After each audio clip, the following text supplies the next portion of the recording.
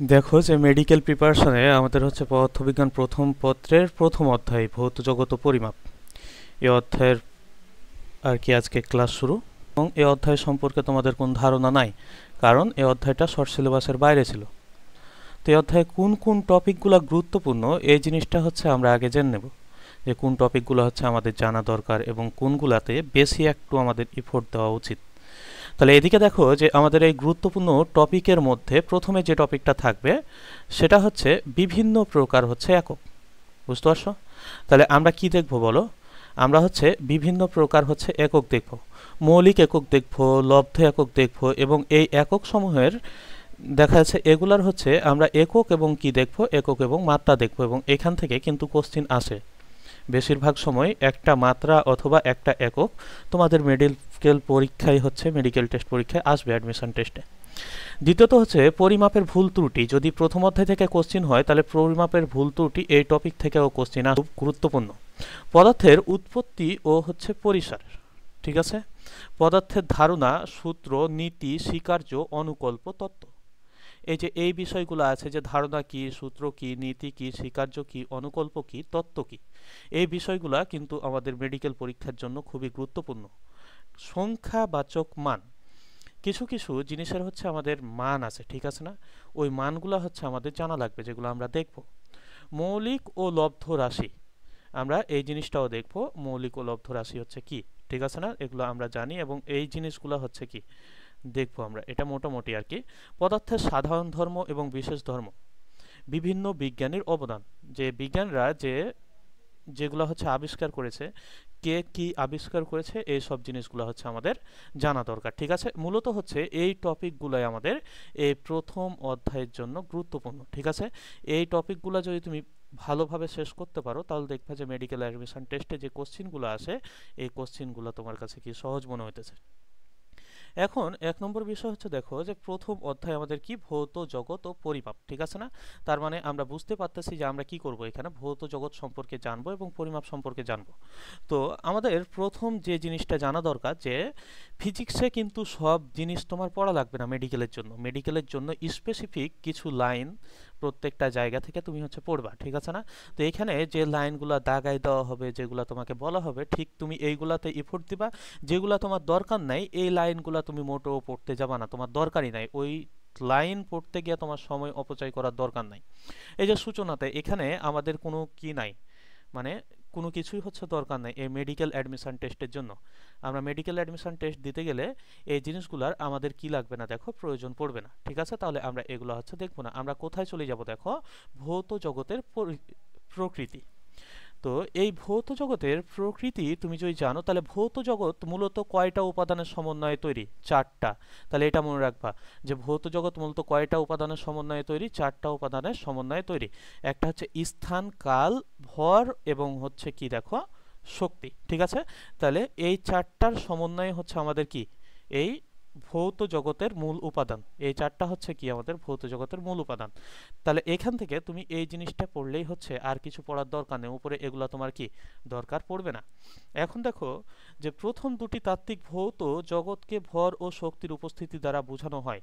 তো আইনস্টাইনের একটা বিখ্যাত সূত্র আছে, E=mc², ঠিক আছে। তাহলে এটা মনে রাখবা যে E=mc², এটা কার সূত্র? এটা হচ্ছে আইনস্টাইনের সূত্র। তাহলে এই জায়গাটুক থেকে তুমি যদি এই লাইনটা মনে রাখো তাহলেই তোমার হবে, তোমার আর কোনো কিছুর প্রয়োজন হবে না এখানে। দেখো ক্ষুদ্র হতে ক্ষুদ্রতর ভাবে দেখার জন্য, তো আমরা যদি দেখি এখানে, তাহলে কোনো বস্তুকে ভেঙে হচ্ছে আমরা কি পাবো, দেখো অণু পাবো। তাহলে তুমি এখান থেকে দেখো যে তুমি যদি বস্তুকে কি করো, বস্তুকে ভাঙো, তাহলে তুমি কি পাবা, দেখো তাহলে তুমি এই জায়গা থেকে পাবা হচ্ছে অণু।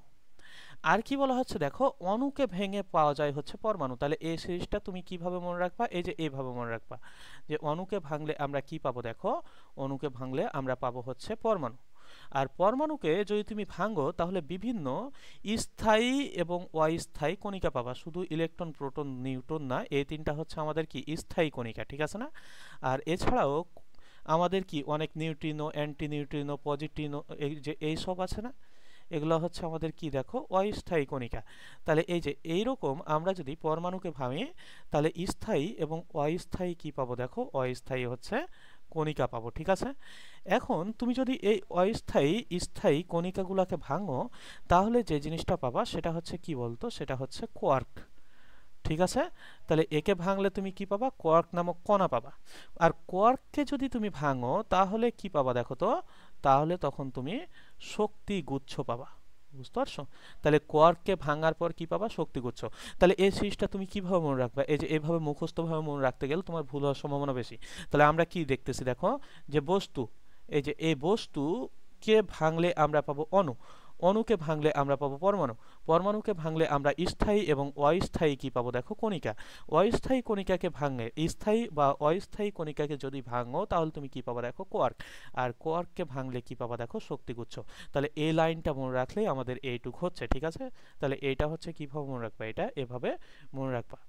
ভৌত জগতের নানা বিষয়ের হচ্ছে বিশেষ জ্ঞানের আলোচনাই হচ্ছে ভৌত বিজ্ঞান। তাহলে ভৌত বিজ্ঞানটা কি, ভৌত জগতের নানা বিষয়ের বিশেষ জ্ঞানের আলোচনা। তাহলে ভৌত জগতের নানা বিষয়ের বিশেষ জ্ঞানের আলোচনাকে কি বলা হয়, ভৌত বিজ্ঞান বলা হয়। এগুলো মোটামুটি জিনিস আর কি। তো এখান দেখো যে আমাদের এই পৃথিবী আছে, পৃথিবীতে ভৌত জগতে যত পদার্থ আছে সব পদার্থ সম্পর্কেই কি মানুষ জানতে পেরেছে না। এই যে পৃথিবীতে এই ভৌত জগতে যত পদার্থ আছে সব পদার্থর মধ্যে মানুষ জানতে পেরেছে খুবই সামান্য পরিমাণে, বুঝতে পারছো, খুবই সামান্য পরিমাণে জানতে পেরেছে। এই জানতে পারার পরিমাণটা হচ্ছে কত পার্সেন্ট দেখো, 4%। তাহলে এই লাইনটা মনে রাখবা যে মানুষ জানতে পেরেছে ভৌত জগতের কত পার্সেন্ট, ভৌত জগতের 4% মাত্র মানুষ কি করছে, জানতে পেরেছে। আর এর বেশি কিছু কি করে নাই, এখনো জানতে পারে নাই। আস্তে আস্তে মানুষ কি জানতেছে, ঠিক আছে না, বিজ্ঞানীরা নতুন নতুন কিছু আবিষ্কার করতেছে, এই তো। তাহলে এই পেজ থেকে আমাদের কি কি পড়া লাগলো এই জিনিসগুলো হচ্ছে মনে রাখবা। যে আমরা দেখলাম এখানে কি ভৌত জগতের উপাদান 4টা, আইনস্টাইনের বিখ্যাত সূত্র E=mc²। বস্তুকে যদি ভাঙি তাহলে অণু পাবো, অণুকে ভাঙলে পরমাণু, পরমাণুকে ভাঙলে স্থায়ী ও অস্থায়ী কণিকা, আর স্থায়ী ও অস্থায়ী কণিকাকে ভাঙলে কোয়ার্ক, আর কোয়ার্ককে ভাঙলে শক্তিগুচ্ছ, এগুলো আমরা পাবো। আর ভৌত জগতের নানান বিষয়ের যে বিশেষ জ্ঞান সেটাই হচ্ছে আমাদের কি ভৌত বিজ্ঞান। আর কি জানলাম আমরা, যে ভৌত জগতে যত আমাদের কি পদার্থ আছে তার ভেতর মানুষ জানতে পেরেছে মাত্র কত পার্সেন্ট দেখো, 4%। এই কয়টা কথা যদি তুমি মনে রাখো ওই পেজ থেকে তাহলে যথেষ্ট, আর কোনো কিছু তোমার খুলে দেখার দরকার নাই, ঠিক আছে। এভাবে তুমি পড়বা। এই যে এখানে পদার্থবিজ্ঞানের যে পরিসর এই জিনিসটা দেখতে পাচ্ছ না তুমি এখানে, এই টপিকটা তুমি জাস্ট হচ্ছে রিডিং পড়বা একবার। তোমার এখানে কোনো কিছু মুখস্থ করা লাগবে না, তুমি জাস্ট রিডিং পড়বা, ভাগগুলা দেখবা যে কোন ভাগ হচ্ছে কতটা, কোনটা কয় ভাগে ভাগ করা হয়েছে, এই তো। এবং এখান দেখো যে এই যে পারমাণবিক বিজ্ঞান আছে না, তোমার প্রশ্ন এরকম হইতে পারে যে আমাদের কি পদার্থবিজ্ঞানের পরিসর, এই যে এর ভেতর যে আমাদের কি আছে, এই ভাগগুলো আছে, এই ভাগগুলোর ভেতর এই পারমাণবিকের জায়গায় দেখা যাচ্ছে আণবিক দিয়ে চেঞ্জ করে দিল, তখন সেটা কি হয়ে যাবে, তখন সেটা হবে না। দেখা যাচ্ছে এখানকার 3টা দিছে আর একটা আণবিক অপশানে দিছে, দিয়ে তখন আণবিকটা তোমার কি বলছে যে নিচের কোনটা হচ্ছে এটার অংশ নয়, তখন কি আণবিকটা তোমাকে দেখাতে হবে যদি পারমাণবিকের জায়গায় আণবিক দিয়ে দেয়। এ হচ্ছে কথা, তেমন কিছু আর না। এখন দেখো যে পদার্থবিদ্যার আওতায় আসে না কোনটা, এখানে এমসিকিউ দেওয়া আছে, এগুলো হচ্ছে মেডিকেল অ্যাডমিশন টেস্টে আসছিল এই প্রশ্নটা একবার। তো এখানে দেখো যে পদার্থবিজ্ঞান আওতায় আসে না কোনটা, ইলেকট্রোম্যাগনেটিজম, এটা কিন্তু পদার্থবিজ্ঞানের একটা হচ্ছে শাখা, বুঝতে পারছো। তো এই যে এটা হচ্ছে পদার্থবিজ্ঞানের কি আওতায় আসে, ঠিক আছে না। এখন দেখো থার্মোডাইনামিক্স, আমরা হচ্ছে থার্মোডাইনামিক্স পড়ছি না, তাপ গতিবিদ্যা, সেকেন্ড পেপারের প্রথম অধ্যায় পড়ছো না, তাহলে এটাও হচ্ছে পদার্থবিজ্ঞানের কি একটা দেখো শাখা। তাহলে এই যে এটাও আওতায় আসে, থার্মোডাইনামিক্সটাও হচ্ছে পদার্থবিজ্ঞানের কি আওতায় আসে। অ্যাস্ট্রোনমি, এই অ্যাস্ট্রোনমি অ্যান্ড কসমোলজি, এই যে এই জিনিসটাও হচ্ছে কি পদার্থবিজ্ঞানের আওতায় আসে। তাহলে আসে না কোনটা দেখো, এই যে অ্যানথ্রোপোমেট্রি, এই যে এই অ্যানথ্রোপোমেট্রিটা হচ্ছে কি আসে না, পদার্থবিজ্ঞানের আওতায় আসে না। কারণ হচ্ছে মানুষের শরীরের বৈশিষ্ট্য হচ্ছে কি পরিমাপের শাস্ত্র, এটা হচ্ছে পদার্থবিজ্ঞানের কোনো অংশ নয়, বুঝতে পারছো। তাহলে এটা কোনো পদার্থবিজ্ঞানের কি না অংশ না, এভাবে এমসিকিউগুলো আসবে। দেখো পদার্থবিজ্ঞানের লব্ধ জ্ঞান চিকিৎসার ব্যবহার করা যায় না, তাহলে লব্ধ জ্ঞান চিকিৎসার ব্যবহার করা যায় না। দেখো তো এক্স রেতে পদার্থবিজ্ঞানের ব্যবহার আছে কিনা, আছে, এমআরআই এখানে ব্যবহার আছে কিনা, আছে, ইউএসজি এগুলাতে কি আছে, ব্যবহৃত আছে। এই যে বায়োমেট্রিক অ্যাটেন্ডেন্স, যে তুমি হচ্ছে দেখা যাচ্ছে ফিঙ্গারপ্রিন্টের মাধ্যমে অ্যাটেন্ডেন্স দাও, এই দাও, এগুলা কি পদার্থবিজ্ঞানের লব্ধ জ্ঞান? চিকিৎসা ক্ষেত্রে কি ব্যবহার হয় এই বায়োমেট্রিক অ্যাটেন্ডেন্স? না। তাহলে এটা কি হবে, দেখো এটা হবে অ্যান্সার। বুঝতে পারছো? তাহলে এভাবে ধরে ধরে পড়বে, খুব একটু সময় নিয়ে, মানে একবার ভালোভাবে হচ্ছে শেষ করবে এভাবে। এখন দেখো যে আমরা বললাম যে এই জিনিসটা তুমি হচ্ছে রিডিং পড়বা, এটুকু রিডিং পড়লেই হচ্ছে। এখন এই অংশ থেকে আমরা জানবো কোন জিনিসটা, এই যে সাধারণ ধর্ম বিশেষ ধর্ম আছে না, এই জিনিসটা কিন্তু খুবই গুরুত্বপূর্ণ একটা, যে প্রত্যেকটা পদার্থের কিন্তু একটা কি থাকে দেখো, সাধারণ এবং হচ্ছে বিশেষ ধর্ম থাকে। এখন সাধারণ ধর্ম কোনটা বলবো আমরা, দেখো তো, যে ধর্মগুলা সকল পদার্থের মধ্যে আছে কি বিদ্যমান, ঠিক আছে না? এই যে ভর, ভর হচ্ছে কি সকল পদার্থের মধ্যে আছে না? এই যে দেখো যে, কিন্তু একটা জিনিস দেখো যে সকল পদার্থের মধ্যেই কি সান্দ্রতা আছে, প্রবাহী আছে, এগুলা কি আছে? নাই। তাহলে এখানে দেখো যে সাধারণ ধর্ম কোনগুলা, যেগুলা সকল পদার্থের মধ্যে থাকবে সেগুলো হচ্ছে সাধারণ ধর্ম, আর যেগুলা সকল পদার্থের মধ্যে থাকবে না সেগুলা হচ্ছে বিশেষ ধর্ম। মানে এগুলা হচ্ছে তোমার বৈশিষ্ট্য হচ্ছে কেমন, যে দেখা যাচ্ছে যে শুধুমাত্র স্পেসিফিক কিছু জিনিস কিছু কিছু পদার্থের ক্ষেত্রে আছে, সব পদার্থের ক্ষেত্রে আমরা পাই না, সেটা হচ্ছে কি বিশেষ ধর্ম। তো যে সকল ধর্ম পদার্থের কম বেশি রয়েছে, তাহলে যে ধর্ম সকল পদার্থেরই কম বেশি রয়েছে তাদেরকে পদার্থের কি বলা হয়, সাধারণ ধর্ম বলে। দেখো ওজন কম বেশি সকল পদার্থেরই রয়েছে, বিস্তৃতি সব পদার্থেরই রয়েছে, রোধ সব পদার্থেরই রয়েছে, স্থিতি এটাও কি আছে দেখো, সব পদার্থের রয়েছে, স্থিতিস্থাপকতা এই স্থিতিস্থাপকতাও সব পদার্থের রয়েছে। তাহলে এগুলা হচ্ছে কি, এগুলা হচ্ছে সাধারণ ধর্ম। আর যে ধর্মসমূহ সকল পদার্থের নেই তাদেরকে কি বলা হয়, দেখো তাদেরকে বলা হয় বিশেষ ধর্ম। তাহলে এগুলা কি কি হইতে পারে, এই যে দেখো দৃঢ়তা আছে, ভঙ্গুরতা আছে, তারপর কি দেখো যে এইগুলা হচ্ছে কি, এইগুলা হচ্ছে সকল পদার্থের মধ্যে থাকে না। তাহলে এগুলা কি, এগুলা হচ্ছে বিশেষ ধর্ম। দৃঢ়তা, ভঙ্গুরতা, তলটান, পৃষ্ঠটান, এই যে এই সবগুলা হচ্ছে কি, এগুলা হচ্ছে বিশেষ ধর্ম। এখন এই ধর্মগুলোর মধ্যে কিছু কথা মনে রাখবা, যে এই যে সান্দ্রতা আছে না, এই লাইনটা খুব ইম্পর্টেন্ট, যে সান্দ্রতা তরল ও বায়বীয় পদার্থের হচ্ছে বিশেষ ধর্ম। তাহলে এই সান্দ্রতাটা হচ্ছে কিসের কিসের, দেখো এই সান্দ্রতা হচ্ছে তরল পদার্থেরও বিশেষ ধর্ম, প্লাস হচ্ছে বায়বীয় পদার্থেরও বিশেষ ধর্ম। মানে তরল আর বায়বীয় এই দুটা পদার্থেরই বিশেষ ধর্ম হচ্ছে কি, দেখো বিশেষ ধর্ম হচ্ছে সান্দ্রতা। এখন দেখো তরল আর বায়বীয় পদার্থ দুইটাই প্রবাহিত হতে পারে না, এই দুটা প্রবাহিত হতে পারে বলে একে প্রবাহী পদার্থ বলা হয়। তাহলে প্রবাহী পদার্থ কি কি বলো, তরল ও বায়বীয় পদার্থকে প্রবাহী পদার্থ বলা হয়। বোঝা গেল? এখন দেখো পৃষ্ঠটান ও তলটান হচ্ছে কার বিশেষ ধর্ম বলতো, তরল পদার্থের বিশেষ ধর্ম, ঠিক আছে? তাহলে পৃষ্ঠটান এবং তলটান এটা হচ্ছে তরল পদার্থের কি, দেখো বিশেষ ধর্ম। মানে পৃষ্ঠটানও থাকে তরল পদার্থের মধ্যে, তলটান থাকে তরল পদার্থের মধ্যে। তাহলে এটা হচ্ছে কি, এই যে পৃষ্ঠটান আর তলটানটা হচ্ছে তরল পদার্থের কি, দেখো তরল পদার্থের হচ্ছে বিশেষ ধর্ম।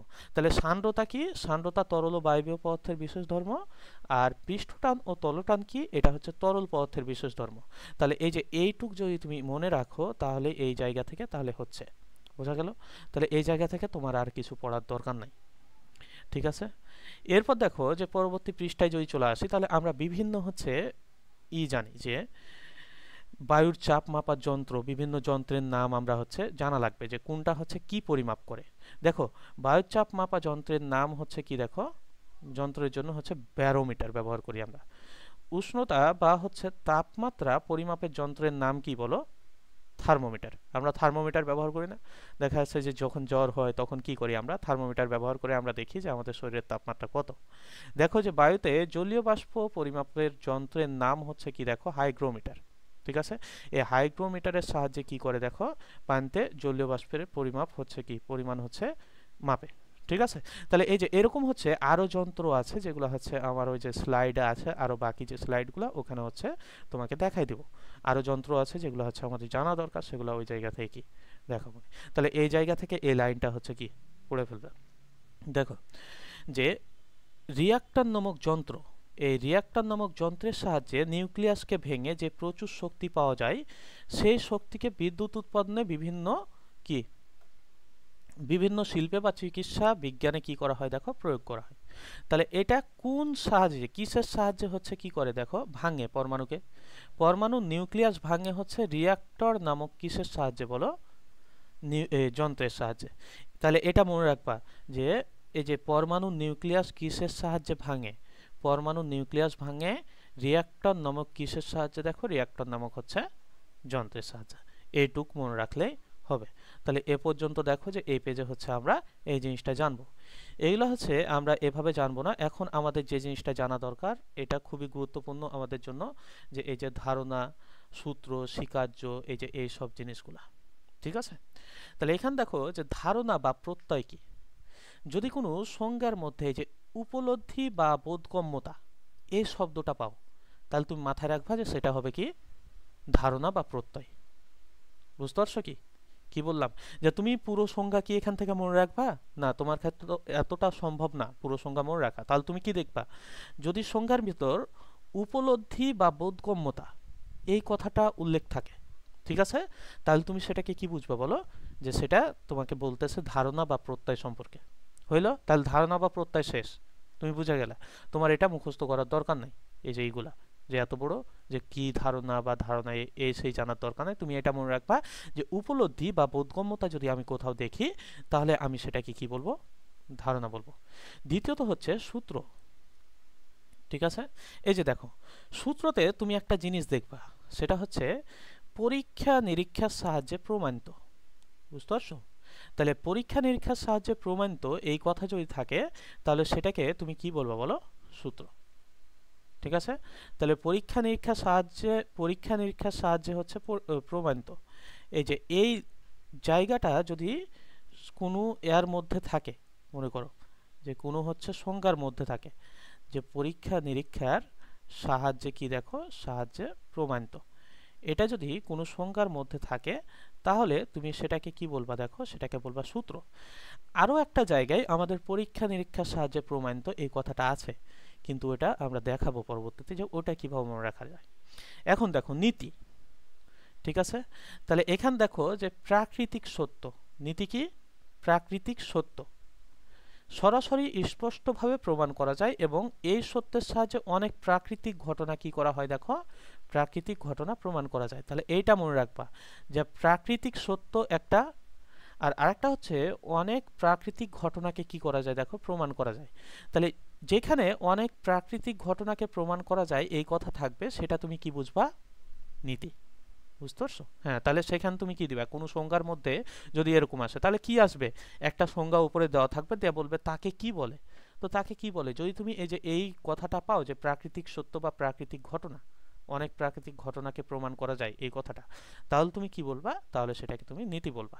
স্বীকার্য, এই যে এই স্বীকার্য সম্পর্কে 2019-20 এ একটা এই যে ডেন্টাল অ্যাডমিশন টেস্টে একটা কোশ্চিন আসছিল। ঠিক আছে? যে স্বীকার্য কি, যদি স্বীকার কথাটা থাকে সংজ্ঞার মধ্যে, তাহলে তুমি সেটাকে কি বলবা, স্বীকার্য।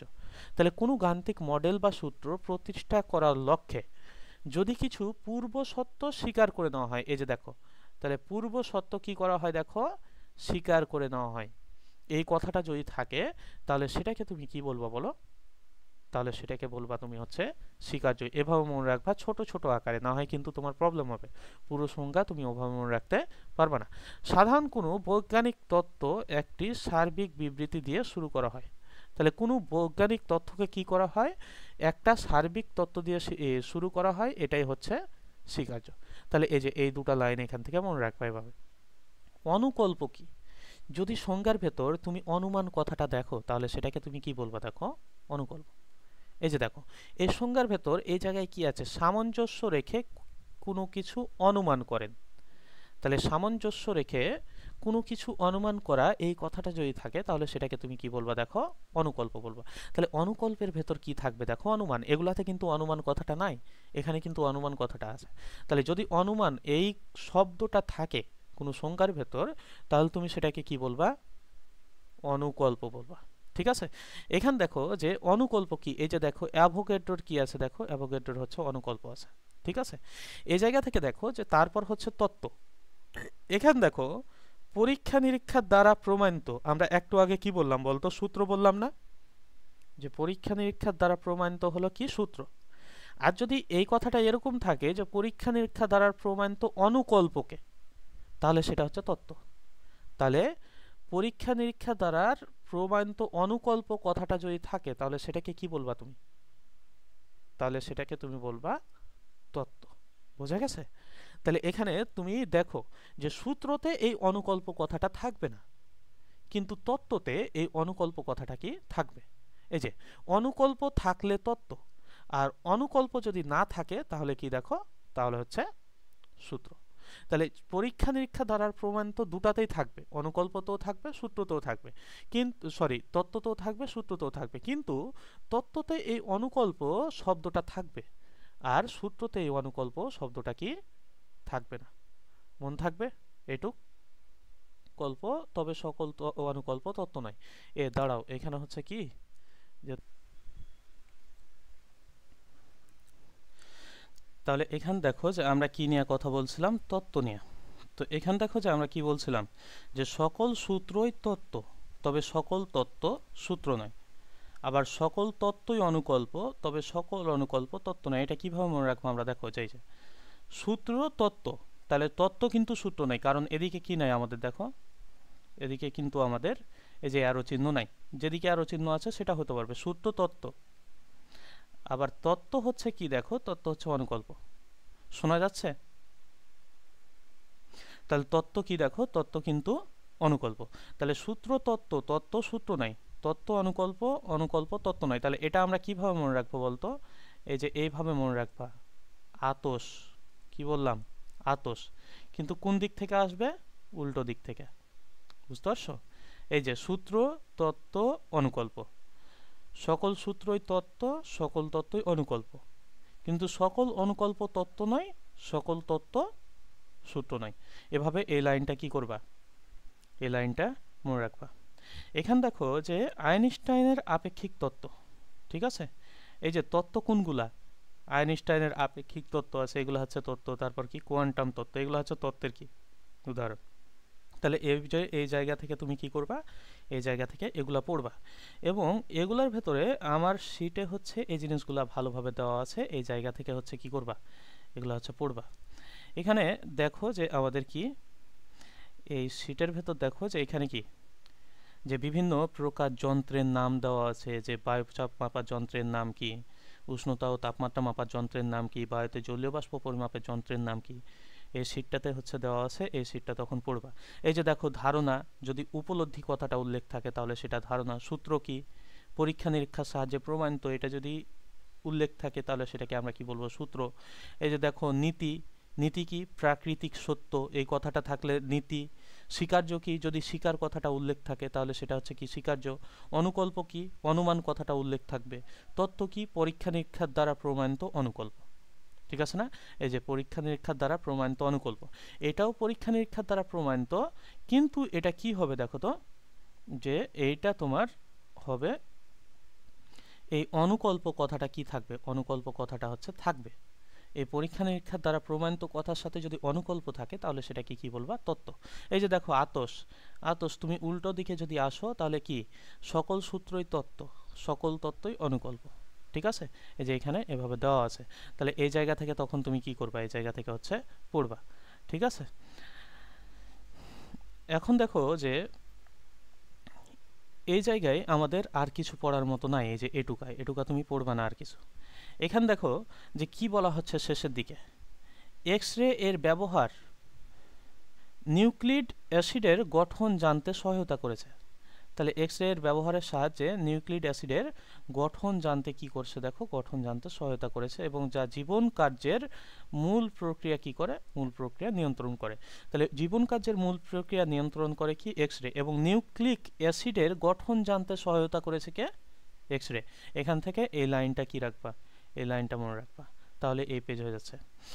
এখন এখানে আসো যে আমাদের কি এইগুলার ভেতর তুমি কি মনে রাখবা? রেডিও টেলিস্কোপের ব্যবহার কোয়াসার্স অ্যান্ড পালসার্স আবিষ্কারের গুরুত্বপূর্ণ ভূমিকা পালন করেছে। তাহলে এই যে রেডিও টেলিস্কোপের ব্যবহার কিসের আবিষ্কারের গুরুত্বপূর্ণ ভূমিকা পালন করেছে? এই যে এই দুটা ওয়ার্ড মনে রাখবা, যে কুয়াশার্স এবং হচ্ছে পালসার্স আবিষ্কারের গুরুত্বপূর্ণ ভূমিকা কি করছে দেখো, গুরুত্বপূর্ণ ভূমিকা পালন করেছে। ঠিক আছে, তাহলে এই যে ইহা জ্যোতির্বিজ্ঞানের বিশ্ব ব্রহ্মাণ্ডের অনেক রহস্য উদ্ঘাটন করতে কি করে, সহায়তা করে। তাহলে এই যে এই কুয়াশার এবং পালসারের সাহায্যে কি করা হয়, অনেক রহস্য কি করা হয়, উদ্ঘাটন করা হয়। ঠিক আছে, তাহলে এই যে দেখো যে এই দুটা ওয়ার্ড মনে রাখবা, একটা হচ্ছে কুয়াশার এবং একটা হচ্ছে কি দেখো, একটা হচ্ছে পালসার। ঠিক আছে, তাহলে কুয়াশার্স এবং পালসার্স কিসের ব্যবহার দেখো, রেডিও টেলিস্কোপের ব্যবহার, এই দুটা আবিষ্কারে গুরুত্বপূর্ণ ভূমিকা কি করে পালন করে। এই জায়গা থেকে এইটুক পড়লেই হচ্ছে। এখান দেখো যে ফ্যারাডে কর্তৃক আবিষ্কৃত তড়িৎচুম্বকীয় আবেশ এক অভূতপূর্ণ আবিষ্কার, যা মানুষের উন্নয়নে ঘটায়নি, বরং তা প্রযুক্তির মূল ভিত্তি। বুঝতে পারছো?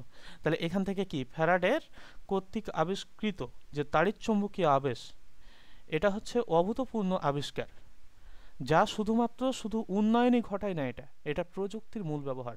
প্রযুক্তির মূল ব্যবহারে এই যে দেখো তড়িৎচুম্বকীয় আবিষ্কারটা খুবই হচ্ছে কি আমাদের কাজে লাগে। ঠিক আছে না, এই যে এই তড়িৎ মানে এই প্রযুক্তির মূল ভিত্তি, এই প্রযুক্তি আবিষ্কারের জন্য আমাদের এই যে এই তাড়িৎচুম্বকীয় আবেশটা কি লাগে। বুঝতে পারছো? তাহলে এই যে এইটাও মনে রাখবা। তাহলে জেনারেটর, মোটর, ট্রান্সফরমার ও অন্যান্য বৈদ্যুতিক যন্ত্র আবিষ্কারের ফলে যন্ত্র সভ্যতার সূচনা হয়েছে। তাহলে যন্ত্র সভ্যতার সূচনা হয়েছে, এই লাইনগুলো কি পড়বা, এই লাইনগুলো একবার রিডিং পড়বা এই পর্যন্ত। বুঝতে পারছো? তাহলে কি, তাহলে হচ্ছে, তাহলে যেগুলো গুরুত্বপূর্ণ বলতেছি এগুলো তো পড়বা, আর এই যে যেগুলো রিডিং বলতেছি এগুলোও একবার করে পড়বা। এখন দেখো এই যে এখানে জলবিদ্যুৎ কেন্দ্রে পানি বিভব শক্তিকে ব্যবহার করে যান্ত্রিক শক্তিতে বৈদ্যুতিক শক্তিকে কি করে দেখো, রূপান্তর করা হয়। তাহলে এই যে জলবিদ্যুৎ কেন্দ্রে পানির বিভব শক্তিকে ব্যবহার করে যান্ত্রিক শক্তিকে বৈদ্যুৎ শক্তিতে কি করা হয়, বৈদ্যুতিক শক্তিতে রূপান্তরিত করা হয়। এই যে এখানে দেখো না যে এই যে জল পড়ে আমাদের দেখা যাচ্ছে থেকে ঝর্ণা থেকে, আর এখানে টারবাইন কি করা থাকে দেখো, যুক্ত করা থাকে। যখন জল টারবাইনের উপর এসে পড়ে তখন টারবাইনটা কি করে, ঘোরা শুরু করে। ঠিক আছে না, তো এই যে এই ঘোরার ফলে কি হয় দেখো, তো ঘোরার ফলে এখানে তোমার বিদ্যুৎ উৎপন্ন হয় না। এই যে এই বিদ্যুৎ উৎপন্ন হয়, তো এখানে যে বিভব শক্তিটা ছিল, পানির মধ্যে যে বিভব শক্তি ছিল, পানিগুলো তো এখানে ফোটা ফোটা হয়ে আসছে এদিক দিয়ে, তো পানির মধ্যে যে বিভব শক্তি ছিল, এই বিভব শক্তিটা কাতি পরিণত হচ্ছে, বিদ্যুৎ শক্তিতে রূপান্তর হচ্ছে না। এখন দেখো এই বিভব শক্তিটা কি, এক প্রকার যান্ত্রিক শক্তি না, যান্ত্রিক শক্তি দুই প্রকার, একটা হচ্ছে গতি শক্তি, একটা হচ্ছে বিভব শক্তি। এজন্য এখানে বলা হচ্ছে যান্ত্রিক শক্তিকে বৈদ্যুতিক শক্তিতে কি করা হয়, রূপান্তর করা হয়। এখন দেখো নিউক্লিয় পারমাণবিক চুল্লিতে ফিশন মিথস্ক্রিয় প্রক্রিয়ার ফলে সৃষ্ট নিউক্লিয় শক্তিকে ব্যবহার করে বিদ্যুৎ উৎপাদন করা হয়। তাহলে কোন প্রক্রিয়ার ফলে দেখো, ফিশন মিথস্ক্রিয়ার ফলে। ঠিক আছে, তাহলে কিসের ফলে, ফিশন মিথস্ক্রিয়ার ফলে, এই কথাটা মনে রাখবা যে নিউক্লিয় পারমাণবিক চুল্লিতে ফিশন মিথস্ক্রিয়ার ফলে সৃষ্ট নিউক্লিয় শক্তিকে ব্যবহার করে বিদ্যুৎ উৎপাদন করা হয়। তাহলে এই যে এই জায়গা থেকে তুমি এই কথাটুক পড়বা, আর তোমার অতটা দরকার হবে না। এখন দেখো এই যে রোগ নির্ণয়ে এক্স রে ব্যবহৃত হয়, তাহলে এক্স রে কিসে ব্যবহৃত হয়, এভাবে হচ্ছে এমসিকিউ থাকতে পারে। তাহলে রোগ নির্ণয়ে ব্যবহৃত হয়। ক্যান্সার সহ অন্যান্য রোগের চিকিৎসায় রেডিওথেরাপি প্রদান করা হয় এবং এতে রেডিও আইসোটোপ কি করা হয় দেখো, ব্যবহার করা হয়। তাহলে ক্যান্সার সহ অন্যান্য রোগের চিকিৎসা হচ্ছে কি ব্যবহার করা হয়, রেডিওথেরাপি প্রদান করা হয় এবং এতে রেডিও আইসোটোপ কি করা হয়, ব্যবহৃত হয়। বুঝতে পারছো? তাহলে এই যে রেডিওথেরাপি প্রদান করার জন্য ওখানে কি ব্যবহার করা হয়, রেডিও আইসোটোপ ব্যবহার করা হয়। ঠিক আছে, তাহলে এই পেজ থেকে এই যে এই লাইনগুলো মনে রাখবা। এখন তুমি যদি সব লাইন পড়তে যাও তাহলে তো তোমার সময় নষ্ট, এই লাইনগুলো তোমার কোনো কাজে লাগবে না, তাহলে এগুলো তোমার কি পড়ার দরকার নাই। যেগুলো তোমার দরকার নাই ওগুলো তুমি পড়বে কেন, বুঝতে পারো নাই? তাহলে এই যে কৃষি বিজ্ঞানে কাজে লাগছে, এখন দেখো পদার্থবিজ্ঞানের এই সেই সব কিছুই কি এগুলো হচ্ছে পড়বা। এখন আসি আমরা এই জায়গায় পদার্থবিজ্ঞানে স্থান, সময় এবং ভর। ঠিক আছে, মেডিকেল অ্যাডমিশন টেস্ট 2022-23 এই টপিক থেকে কি আসছিল, কোশ্চিন আসছিল। তো এখানে দেখো চিরায়ত বলবিদ্যা নিউটনীয় বলবিদ্যা নামে পরিচিত। তাহলে চিরায়ত বলবিদ্যাকে কি বলা হয়, নিউটনীয় বলবিদ্যা বলা হয়। আর এই বলবিদ্যায় তিনটি মৌলিক রাশি ধারণা করা হয়েছে, এগুলো হচ্ছে স্থান, সময় বা হচ্ছে কি দেখো কাল। তাহলে কয়টা, এই যে এই নিউটনীয় বলবিদ্যা বা চিরায়ত বলবিদ্যায় হচ্ছে মৌলিক রাশির ধারণা করা হয়েছে কয়টা, দেখো তো 3টি মৌলিক রাশির ধারণা করা হয়েছে। এই 3টি কি কি? একটা হচ্ছে স্থান, একটা হচ্ছে সময়, আর আরেকটা হচ্ছে কি দেখো কাল। বোঝা গেল? তাহলে এখানে এই যে এইটুক হচ্ছে এমনি একবার রিডিং পড়বা, অন্য কিছু না। এইটুক তেমন কিছু পড়া লাগবে না, জাস্ট একবার কি করবা, জাস্ট একবার রিডিং পড়বা এই অংশটা, তাহলে হচ্ছে। এখন দেখো বিজ্ঞানী আইনস্টাইন, এই যে আধুনিক ধারণা, আইনস্টাইন কি বলেছে বলতো? আইনস্টাইন তো বলছে যে স্থান, তারপর হচ্ছে সময় বা কাল, ভর, এই যে দৈর্ঘ্য সময় আর হচ্ছে কি দেখো ভর, এগুলা কিন্তু কনস্ট্যান্ট না। তো এই যে বিজ্ঞানী আইনস্টাইন কি প্রমাণ করেন দেখো, চিরায়ত বলবিদ্যার মৌলিক রাশি 3টির গতির সাথে পরিবর্তন হয়। এটা হচ্ছে কিসের সাথে পরিণত হয়? এই রাশি 3টা হচ্ছে গতির সাথে পরিবর্তন হয়, এই কথাটা বলতেছে কি দেখো আইনস্টাইন এটা প্রমাণ করছে। ঠিক আছে? সুতরাং রাশি 3টি কি নয়? রাশি 3টা হচ্ছে পরম নয়, এগুলা ধ্রুবক না। বুঝতে পারছো? তাহলে চিরায়ত বলবিদ্যা যখন করছিল তখন সে বলছিল যে এগুলা ধ্রুবক, কিন্তু এগুলা আসলে কি না, এগুলা ধ্রুবক না। এই যে গতির সাথে সাথে বস্তুর দৈর্ঘ্যর কি হয় দেখো তো, দৈর্ঘ্য সংকুচিত হয়। গতির সাথে সাথে সময়ের কি হয় দেখো, প্রসারণ ঘটে। আর বস্তু গতিশীল হলে এর ভর কি পায় দেখো, ভর হচ্ছে বৃদ্ধি পায়। তাহলে এগুলা কি, এগুলা কি তোমার এই যে কনস্ট্যান্ট মান হইলো, পরম হইলো? এগুলো তো পরম নয়। এই যে এই কথাটাই বলছে কি দেখো আইনস্টাইন, যে যখন এই যে এই বেগটা আলোর বেগের কাছাকাছি হবে তখন এগুলা কি থাকবে না, এগুলা হচ্ছে ধ্রুব থাকবে না, তখন এগুলার ভর, দৈর্ঘ্য, তারপর হচ্ছে কি দেখো সময়, এগুলা সব কি হয়ে যাবে, পরিবর্তন হয়ে যাবে। মৌলিক একক এবং প্রাথমিক একক, ঠিক আছে? তাহলে মৌলিক একক এবং প্রাথমিক একক এবং লব্ধ একক বা যৌগিক একক। তাহলে আমরা এখন যেগুলা সম্পর্কে জানবো সব হচ্ছে কি দেখো একক সম্পর্কে আমরা জানবো। এই যে এই টপিকটা গুরুত্বপূর্ণ, এই একক সম্পর্কে জানাটা খুবই গুরুত্বপূর্ণ এবং এখান থেকেও কোশ্চিন আসে। বুঝতে পারছো? তাহলে সব ভৌত রাশির এককে মাত্র 3টা এককে প্রকাশ করা হয়, এককের সাহায্যে প্রকাশ করা হয়। সব ভৌত রাশির এককে মাত্র 3টা এককের সাহায্যে কি করা হয় বলো, প্রকাশ করা যায়। সেই 3টা কি? একটা হচ্ছে মৌলিক একক, একটা হচ্ছে লব্ধ একক, আর একটা হচ্ছে ব্যবহারিক একক। ঠিক আছে? তো এখন দেখো যে একক অন্য কোনো এককের উপর নির্ভর করে না সেটাকে আমরা কি বলি বলতো, মৌলিক একক বলি। তাহলে যদি সেটা কোনো এককের উপর নির্ভর না করে সেটা হচ্ছে মৌলিক একক, সম্পর্ক শূন্য, স্বাধীন। তাহলে মৌলিক একক কেমন? এটা হচ্ছে সম্পর্ক শূন্য। এটা কেমন একক? এটা হচ্ছে একটা স্বাধীন একক। এটা কি করে না, অন্য কারো সাথে সম্পর্ক স্থাপন করে না বা কারো উপর নির্ভর করে না। তাহলে এই যে এটাকে বলবো আমরা কি, প্রাথমিক একক। একক বা এগুলা কি, মৌলিক প্রাথমিক একক। বুঝতে পারছো? তো যেমন হচ্ছে দৈর্ঘ্য, ভর, সময়, এগুলাকে আমরা কি করব দেখো মৌলিক একক বলবো, কারণ এগুলা অন্য কোনো এককের উপর কি করবে না, নির্ভর করবে না। ঠিক আছে? দেখো যে এরপর আমরা হচ্ছে কি দেখব, যে এখানে ক্ষেত্রফল একটা কেমন একক বলতো? ক্ষেত্রফল একটা হচ্ছে যৌগিক একক। কেন? 2টা দৈর্ঘ্য মিলে একটা ক্ষেত্রফল হয়েছে, ঠিক আছে না? তাহলে এটা একটা কি একক, যৌগিক একক। আয়তন, বেগ, ত্বরণ, বল ইত্যাদি এগুলো হচ্ছে কি একক, যৌগিক একক। যৌগিক একক কোনগুলোকে বলবো? যেগুলো একাধিক মৌলিক এককের সমন্বয়ে গঠিত সেগুলোকে আমরা যৌগিক একক বলবো। এখন দেখো মৌলিক একক কয়টা? 3টা। দৈর্ঘ্যের একক, ভরের একক, সময়ের একক। বুঝতে পারছো? এই 3টা একককে ব্যবহার করে আমরা সব লব্ধ একক কি করে নিয়ে আসি। ঠিক আছে? এখন দেখো যে কোনো কোনো ক্ষেত্রে সুবিধাজনক নতুন এককও ব্যবহার করা হয়। মানে আমরা মনে করো যে এগুলা হচ্ছে কি, মানে কিছু একক আছে যে আমরা হচ্ছে আমাদের সুবিধার্থে ব্যবহার করি। এই যে 1 মন মনে করো বা 1 টন আমরা ব্যবহার করি না, এটা কিসের সুবিধার্থে ব্যবহার করি বলতো? হিসাবের সুবিধার্থে। কেন? কারণ হচ্ছে তুমি যখন রড কিনবা তখন তো আর তুমি এই যে 500 কেজি 1000 কেজি এভাবে হচ্ছে কি কিনতে তোমার সমস্যা না। দেখা যাচ্ছে তুমি যখন বেশি পরিমাণে কিনলা তখন 5000 কেজি হলো, তো 5000 কেজিকে আমরা কি সরাসরি 5 টন বলতে পারবো না? তাহলে এই যে এগুলা হচ্ছে কি দেখো ব্যবহৃত একক। যে কোনো কোনো ক্ষেত্রে সুবিধাজনক নতুন একক ব্যবহৃত হয়, আমাদের সুবিধাতে আমরা ব্যবহার করি, সেটাকে আমরা কি বলবো, ব্যবহারিক একক বলবো। এই ব্যবহারিক একক থেকে কিন্তু প্রশ্ন আসে যে নিচের কোনটি ব্যবহারিক একক? মনে রাখো, একটা হচ্ছে কিলোমিটার, একটা হচ্ছে মাইক্রন, আর একটা হচ্ছে টোন। এটা খুবই গুরুত্বপূর্ণ। কিলোমিটার, মাইক্রন, টোন, এই তিনটা উদাহরণ মনে রাখবা যে ব্যবহারিক একক হচ্ছে নিচের কোনটি, এভাবে কোশ্চিন আসবে। তো তিনটা মনে রাখবা যে কিলোমিটার, মাইক্রন এবং হচ্ছে কি দেখো, এবং হচ্ছে টোন। তাহলে এই তিনটা মনে রাখবা। দেখো, শূন্য মাধ্যমে আলো 1 বছরে যে দূরত্ব অতিক্রম করে, শূন্য মাধ্যমে আলো 1 বছরে যে দূরত্ব অতিক্রম করে তাকে কি বলে বলতো? আলোকবর্ষ বলে। এর মাত্রা কিসের সমান? দৈর্ঘ্যের মাত্রার সমান। দৈর্ঘ্যের মাত্রা যা, আলোকবর্ষের মাত্রাও তা, কারণ দৈর্ঘ্য একটা দূরত্ব আর এখানে আলোকবর্ষও একটা দূরত্ব, দুটারই একক হচ্ছে কি দেখো, মিটার। তাহলে এদের মাত্রাও হচ্ছে কি সেম। তাহলে আলোকবর্ষ হলো কি একক? প্রাথমিক একক। এটা হচ্ছে কি দেখো, দূরত্বের একক। এটা একটা কি মৌলিক একক, বুঝতে পারছো? মিটার। তাহলে এভাবে মনে রাখবা।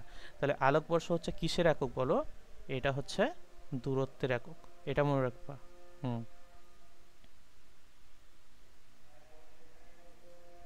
এখন দেখো, এই যে এখানে শুদ্ধ এবং অশুদ্ধ দুইটা জিনিস আছে, ঠিক আছে না? তো এটাকে আমরা অশুদ্ধ কেন বলছি আর এটাকে আমরা শুদ্ধ কেন বলছি বলতো? কারণ এখানে দেখো, এই যে এই জায়গায় একটা কমা আছে, এখানে এখানে কোনো কমা নাই। একক, দশক, শতক, হাজার এগুলা পড়ছি না আমরা? তাহলে এই যে এখানে দেখো, এই জন্য এখানে কি একটা কমা আছে, কিন্তু এখানে নাই, এজন্য এটা হচ্ছে অশুদ্ধ আর এটা হচ্ছে কি দেখো, এটা হচ্ছে শুদ্ধ। এখন এককের পদ্ধতি, ঠিক আছে? তো বিভিন্ন রকম পদ্ধতি আছে এককের। তো তার ভেতর দুটা প্রচলিত পদ্ধতি আছে যেগুলো আমরা দেখব। তো এই যে দেখো, এখানে সেন্টিমিটার, গ্রাম, সেকেন্ড পদ্ধতি, যেটার আরও একটা নাম হচ্ছে মেট্রিক পদ্ধতি, সেটারই নাম হচ্ছে ফ্রেঞ্চ পদ্ধতি, বুঝতে পারছো? আর সেটাকেই আমরা সংক্ষেপে বলি সিজিএস পদ্ধতি। তাহলে সিজিএস এর কতগুলো নাম? এই যে দেখো, যে সেন্টিমিটার, তারপর হচ্ছে কি দেখো গ্রাম, সেকেন্ড, ঠিক আছে? এটারই আরও একটা নাম কি দেখো, যে এইটাকে আমরা বলতে পারতেছি যে ফ্রেঞ্চ হচ্ছে কি দেখো, ফ্রেঞ্চ হচ্ছে পদ্ধতি, বুঝতে পারছো? এটাকে আবার কি বলা হচ্ছে দেখো, যে সিজিএস একক, মানে পদ্ধতি, মেট্রিক পদ্ধতি বলা হচ্ছে সিজিএস একককে। তাহলে এটাকে কি বলা হচ্ছে আবার? এটাকে আবার বলা হচ্ছে মেট্রিক পদ্ধতি। তাহলে একটা জিনিসেরই কত নাম, বুঝতে পারতেছো? তো সিজিএস পদ্ধতিতে দৈর্ঘ্যের একক কি ছিল? সেন্টিমিটার, ভরের একক ছিল গ্রাম, আর সময়ের একক কি ছিল দেখো, সেকেন্ড ছিল। তাহলে এগুলা কিন্তু কি, এগুলা কিন্তু একই। সিজিএস যে কথা, সেন্টিমিটার, গ্রাম, সেকেন্ড সে কথা, ফ্রেঞ্চ পদ্ধতি সে কথা, মেট্রিক পদ্ধতিও একই কথা। এখন এই পদ্ধতিতে দৈর্ঘ্যের একক সেন্টিমিটার, ভরের একক গ্রাম, আর সময়ের একক হচ্ছে সেকেন্ড, এগুলো আমরা জানি, ঠিক আছে না? আর এই পদ্ধতিকে হচ্ছে দশমিক পদ্ধতিও বলে। এই পদ্ধতিকে কি বলা হয়? দশমিক পদ্ধতিও বলে। তাহলে যেটাই মেট্রিক, যেটাই ফ্রেঞ্চ পদ্ধতি, যেটাই হচ্ছে সেন্টিমিটার, গ্রাম, সেকেন্ড পদ্ধতি, যেটাই সিজিএস পদ্ধতি, সেটাই কিন্তু দশমিক পদ্ধতি, বুঝতে পারছো? তাহলে একটা জিনিসেরই অনেক কি পাইলাম আমরা, নাম পাইলাম। এখন দেখো, মিটার, কিলোমিটার, সেকেন্ড পদ্ধতি, যেটাকে আমরা কি বলে থাকি সাধারণত, এমকেএস। এম দ্বারা মিটার, কে দ্বারা হচ্ছে কিলোমিটার, আর এস দ্বারা হচ্ছে কি দেখো, এস দ্বারা হচ্ছে সেকেন্ড, ঠিক আছে? এই পদ্ধতিকে সংক্ষেপে কি বলা হয় দেখো, সংক্ষেপে একে এই যে এমকেএস পদ্ধতি বলা হয়, লেখা আছে, ঠিক আছে? এমকেএস পদ্ধতিতে দৈর্ঘ্যের একক হচ্ছে মিটার, আর কিলোগ্রাম হচ্ছে কি দেখো, ভরের একক, আর সেকেন্ড হচ্ছে কিসের একক, সময়ের একক। তাহলে এ পদ্ধতিতে দৈর্ঘ্যের একক মিটার, ভরের একক কিলোমিটার, এবং সময়ের একক হচ্ছে কি দেখো, সেকেন্ড। তাহলে এভাবে কি করবা, মনে রাখবা। তো এগুলো তো সোজা জিনিস, যেগুলো তোমার দেখা যাচ্ছে যে মনে রাখার জন্য দরকার বা বুঝতেছো না, ওগুলা কি বেশি বেশি একটু পড়বা। এখন আন্তর্জাতিক পদ্ধতির একক বা এসআই একক, বুঝতে পারছো? তাহলে আমরা কিসের কথা বলতেছি? আন্তর্জাতিক পদ্ধতি একক বা এসআই একক, international systems of units, or SI units বলা হয় যেটাকে আর কি। তো এটা কত সালে পরিমাপ করা হয় দেখো, পরিমাপের একটা পদ্ধতি চালু করা হয় 1960 সালে। এই পদ্ধতিটা চালু করা হয়েছে কত সালে? 1960 সালে। তো আমাদের সাল আসে না কখনো মেডিকেল ভর্তি পরীক্ষায়, একবারই মনে হয় একটা আসছিল, বুঝতে পারছো? একবার দুইবার আসছিল, তো কখনো কি আসে না, সাল আসে না। তো সাল মনে রাখার দরকার নাই, ঠিক আছে? এটি আন্তর্জাতিক পদ্ধতির একক বা এসআই একক। তাহলে এটা একটা কি আন্তর্জাতিক পদ্ধতির একক। তাহলে আন্তর্জাতিক পদ্ধতির একক কোনটা? এই যে এসআই একককে বলা হচ্ছে, ঠিক আছে। তো এখন দেখো যে আমাদের পরীক্ষায় হচ্ছে কি কি আসবে না আসলে। এই যে এই সাল আসবে না, বুঝতে পারছো? বহুপদী আসবে না, গ্রাফ আসবে না। এই যে এই সব জিনিসগুলো তোমার পড়ার দরকার নেই, যেগুলো হচ্ছে তোমার মনে করো যে ইঞ্জিনিয়ারিং আসছে, এই যে এগুলা হচ্ছে আসবে না। তাহলে এই জিনিসগুলো তুমি কি করে যাবা? এগুলা হচ্ছে স্কিপ করে যাবে, এই টাইপের এমসিকিউগুলা। দেখো তো এখন এই যে আন্তর্জাতিক এসআই পদ্ধতিতে আমাদের সর্বমোট কয়টা রাশি আছে বলো? 9টা। তাহলে এখানে দেওয়া আছে 9টা। আমরা জানি মৌলিক রাশি কয়টা বলতো? 7টা, ঠিক আছে না? তাহলে এই 7 এবং 9 এই দুইটার ভেতর যদি দুইটাই অপশানে আসে তাহলে 7 দাগাবা। 7টাই হচ্ছে আর কি ইন্টারন্যাশনালভাবে স্বীকৃত। আর যদি অপশানে 7 না আসে তখন হচ্ছে কি করবা? 9 দেখাবা, ঠিক আছে। এই 9টা কিছু কিছু বই আছে, বলতে বইগুলোতে দেওয়া আছে অনেক, কিন্তু ইন্টারন্যাশনালভাবে স্বীকৃত হচ্ছে কোনটা দেখো? এই 7, ঠিক আছে। তো এই যে এই 7টার সাথে আর কোন দুইটা যোগ হয়েছে? আমরা 7টা মৌলিক রাশি কি কি জানি বলতো? দৈর্ঘ্য, ভর, সময়, তাপমাত্রা, তড়িৎ প্রবাহ, দীপন তীব্রতা, পদার্থের পরিমাপ, এগুলো জানি না আমরা? তাহলে এই 7টা, এর সাথে সাথে আরও আমাদের দুইটা জিনিস যুক্ত হয়েছে। একটা হচ্ছে কোণ, দুইটাই কোণ আর কি। তো একটা হচ্ছে দ্বিমাত্রিক কোণ আর একটা হচ্ছে ত্রিমাত্রিক কোণ। তো দ্বিমাত্রিক কোণটা এই যে আমরা যেটা হিসাব নিকাশ করি না, এইটা হচ্ছে দ্বিমাত্রিক। দ্বিমাত্রিক কোণের একক কি বলতো? এসআই একক রেডিয়ান। আর হ্যাঁ, এই যে এটা মনে রাখবা যে ত্রিমাত্রিক কোণের একক কি? স্টেরেডিয়ান। তাহলে ত্রিমাত্রিক কোণের একক কি? স্টেরেডিয়ান। এটা খুবই গুরুত্বপূর্ণ, এই যে এসআর দিয়ে প্রকাশ করা হয়। তাহলে এটা কি মনে রাখবা ভালোভাবে, যে ত্রিমাত্রিক কোণের একক কি? স্টেরেডিয়ান। দীপন তীব্রতার একক কি? ক্যান্ডেলা, ঠিক আছে। তাহলে এই যে এই একক 3টা হচ্ছে ভালোভাবে কি করবা? মনে রাখবা। তাহলে এখান থেকে এই জিনিসটা বুঝলা যে আমরা 7টা 9টা কখন 7টা দাগাবো, কখন 9টা দাগাবো। আমরা সব ক্ষেত্রে 7টা দাগাবো, 7টা অপশান না থাকলে তখন 9টা দাগাবো। দেখো যে এখানে দেওয়া আছে যে কোনটাকে কি দ্বারা প্রকাশ করা হয়। রাশি, একক এবং এককের প্রতীক দেওয়া আছে। এই প্রতীকগুলো হচ্ছে কি দেখে নিবা। এখন আরও একটা পদ্ধতি আছে MKSA। তো আমরা তো একটু আগে MKS পড়লাম, ঠিক আছে না? তাহলে এই যে MKSA, এই এটা কি বলতো? এটা হচ্ছে অ্যাম্পিয়ার, বুঝতে পারছো? তাহলে মিটার, কিলোগ্রাম, সেকেন্ড, অ্যাম্পিয়ার এ এককের নাম। তাহলে মিটার, কিলোগ্রাম, সেকেন্ড, অ্যাম্পিয়ার পদ্ধতি, এটাকে বলা হয় MKSA পদ্ধতিকে। এটারই সংক্ষিপ্ত নাম হচ্ছে আমাদের কি? MKSA। তো এই 4টি প্রমাণ একক নিয়ে গঠিত।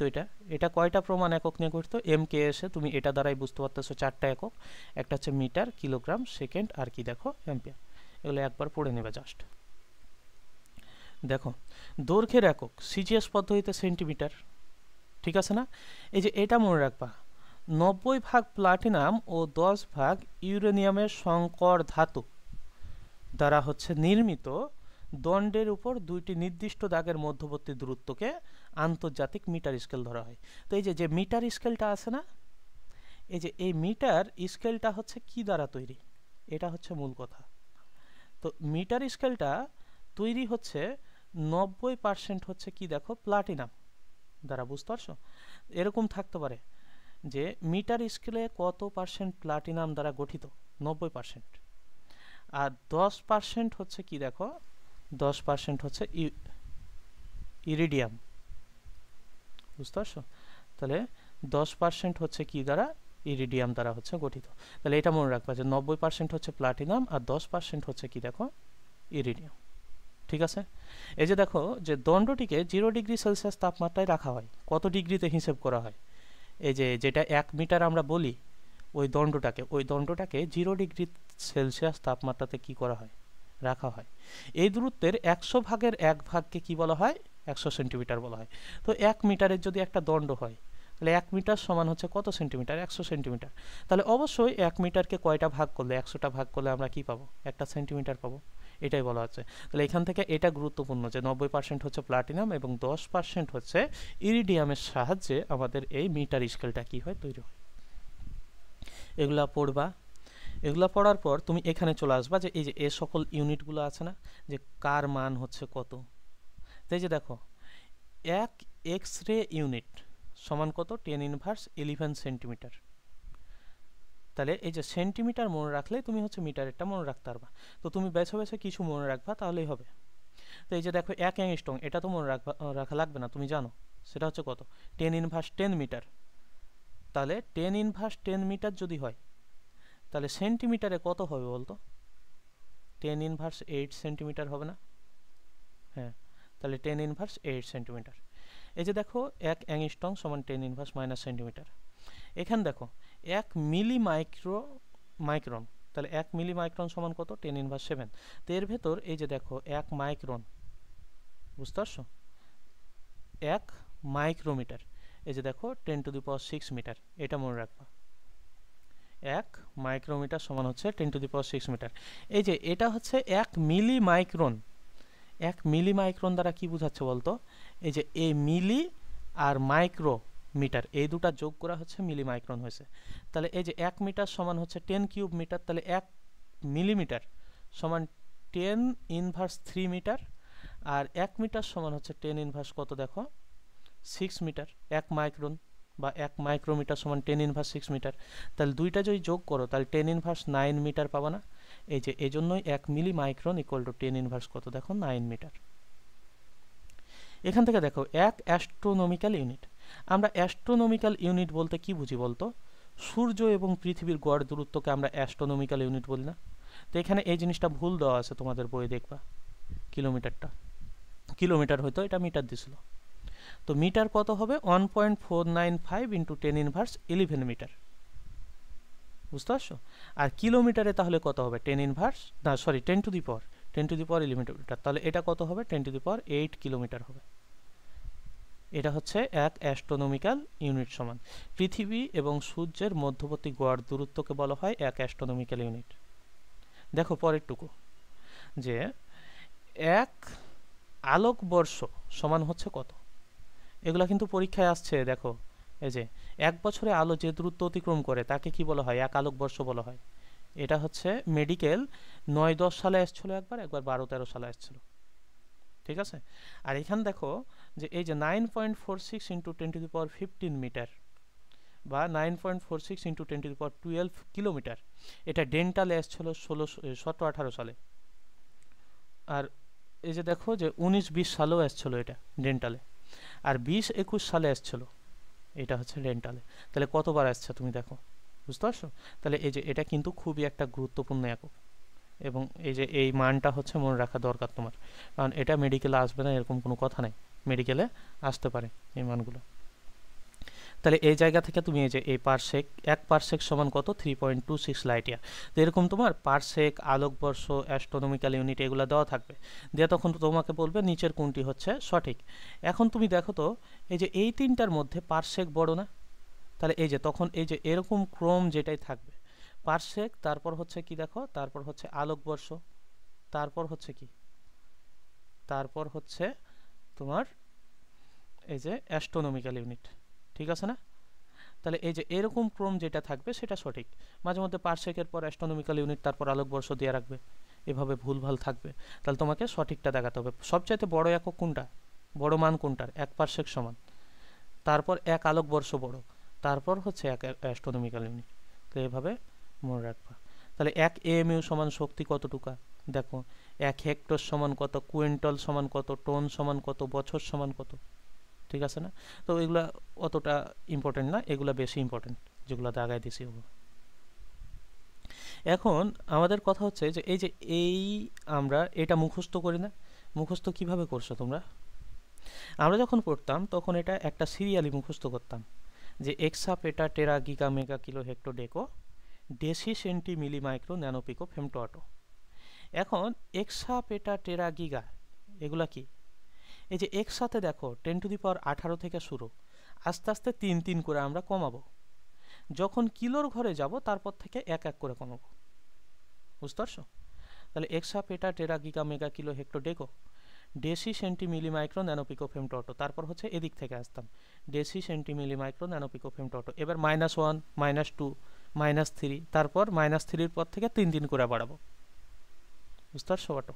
তো এই যে এই অটো, এই যে 1 অটো সমান হচ্ছে কত, এটা আসছিল তো 23-24 সালে ডেন্টালে। বুঝতে পারছো? তাহলে এই যে এই জায়গা থেকে এগুলাও হচ্ছে পড়বা। এই যে জেটা আর ইওটা, এই দুটা জিনিস পড়ে রাখবা। এক জেটা সমান কত, এক ইওটা সমান কত। দেখো 1 টন সমান হচ্ছে কত কিলোগ্রাম। আমরা বলি না যে 1 টন সমান হচ্ছে কত টুকায়, 1000 কেজি, এটা বলি না আমরা? তো এখানে দেখো যে 1 টন সমান কত কিলোগ্রাম, এটাকে আগে কাতি আনছে, দেখো পাউন্ড, পাউন্ড থেকে গ্রামে নিয়ে আসছে, গ্রাম থেকে কেজিতে নিয়ে আসছে। ঠিক আছে?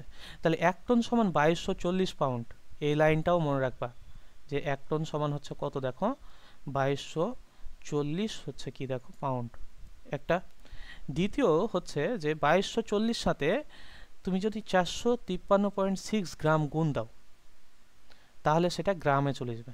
1 পাউন্ড সমান 453 পয়েন্ট হচ্ছে কত, দেখো পয়েন্ট হচ্ছে 6 গ্রাম। তাহলে তখন তুমি গ্রামে পাবা। এই গ্রামকে যদি 1000 দিয়ে ভাগ দাও তাহলে সেটা তুমি কেজিতে পাবা। আর 1 টন সমান হচ্ছে কত কেজি, 1016 কেজি। মনে রাখবা 1 টন সমান কত কেজি, 1016 কেজি। বুঝতে পারছো? এখন দেখো এই যে 1 গ্যালন, 1 গ্যালন কাকে বলা হয়, এই যে 1 গ্যালন সমান কত মিটার কিউব, তো 277 ইঞ্চ কিউবকে বলা হয় 1 গ্যালন। বুঝতে পারছো? 277 ইঞ্চ কিউবকে 1 গ্যালন বলা হয়। আর আমরা 1 ইঞ্চ সমান কত জানি বলতো, 2.54 সেন্টিমিটার জানি না? তো এই যে আগে এটাকে সেন্টিমিটার কিউবে নিয়ে যাব, তারপর হচ্ছে মিটার কিউব। তো কত পাইছে, 4.54 × 10⁻³ মিটার কিউব। তাহলে 1 গ্যালন সমান কত, 4.54 × 10⁻³ মিটার কিউব। দেখো আমরা বলের একক তো জানি, সেটা হচ্ছে KG metre per second square, যেটাকে আমরা একসাথে কি বলি, নিউটন বলি। এই জায়গা থেকে এইটাই শুধু পড়বা, আর কিছু পড়ার দরকার নাই। মাত্রার সমীকরণ আছে, তড়িৎ প্রাবল্য, এই যে এই জায়গায় দেখো। তো এখান থেকে এই পার্টটা একবার হচ্ছে কি পড়বা, দেখো রিডিং পড়বা যে মাত্রা সমীকরণের প্রয়োজনীয়তা। তাহলে 1 নম্বর হচ্ছে নির্ভুলতা যাচাই, সমীকরণ গঠন, রাশির একক আর সমস্যার সমাধান। ঠিক আছে? এগুলোর জন্য আমরা কি করি, মাত্রা সমীকরণের প্রয়োজন পড়ে আমাদের। তাহলে এইটা হচ্ছে একবার জাস্ট কি পড়বা, রিডিং পড়বা। এই যে আমাদের দ্বিমাত্রিক কোণ, ত্রিমাত্রিক কোণ, ঠিক আছে না? এই যে এই কোণটা হচ্ছে কি বলতো, কোণটা কিন্তু একটা মাত্রাহীন রাশি। এরকম কিন্তু মাত্রাহীন রাশি অনেকগুলো আছে, এগুলা কিন্তু আমাদের মনে রাখা লাগবে। মাত্রাহীন রাশি আর কি আছে বলতো, বলো? বিকৃতি,